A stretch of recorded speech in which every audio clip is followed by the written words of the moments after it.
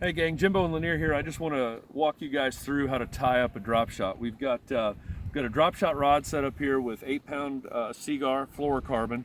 I like to use the AbrazeX line. I think it's really good. It's a little more abrasion resistant, and if you're drop shotting around brush at all, it can help you in those situations. Although we're out fishing today with these two fine fellas, and we just lost one on a drop shot because it got tangled in the brush and broke us off, but that does happen sometimes.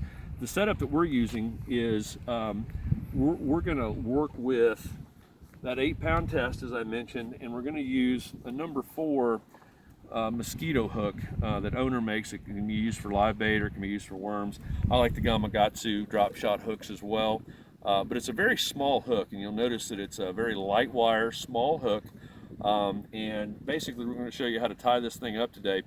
What I'm using to begin with is just a Palomar knot, and I'm going to feed the line through the hook, and I want to make sure that I'm coming in through the eye, facing the hook.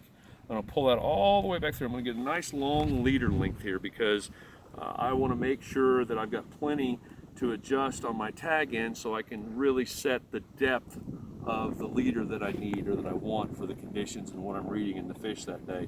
So I'm just going to tie a Palomar knot. I've fed the line through. I'm going to feed it back through the top eye of the hook again, right? And then you're left with something like this. I'm pulling plenty of leader line out so I can have something to work with when I'm done. And I'm going to go ahead and tie a Palomar knot.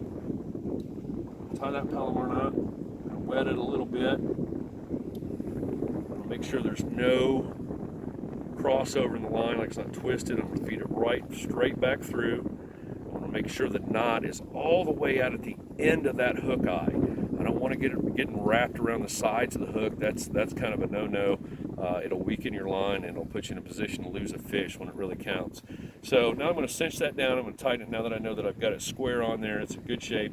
And here's the critical part about rigging up a drop shot. This is really important. I'm sharing this for Mark and Andrew here. I've got the boat here, but for you guys at home too, this is important. You want to make sure that there's no twist in that line at the point where the knot is.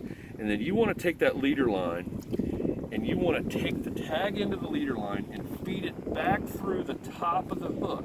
It's a very critical step when you're fishing a drop shot.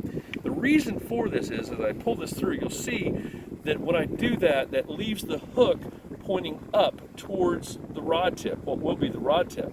So when you're working the bait, you can rest assured when it's time to set the hook that that hook is always pointing straight up and that it's always going to be in a position to penetrate into the fish's mouth. So that's a very critical step. Tie your Palomar knot and then feed that tag in back through the top part of the eye and back down so you know that you're always going to have your hook pointing straight up just like that. That's a critical look for it.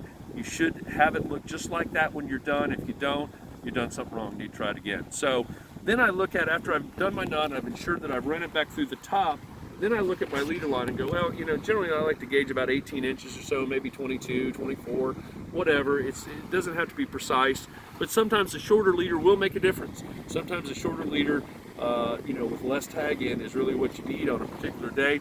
Today we're seeing the fish. We were using about an 18-inch leader before when we broke off, so I'm going to do something close to that again. Again, I don't get real precise with it, just a good guesstimate of what 18 inches is.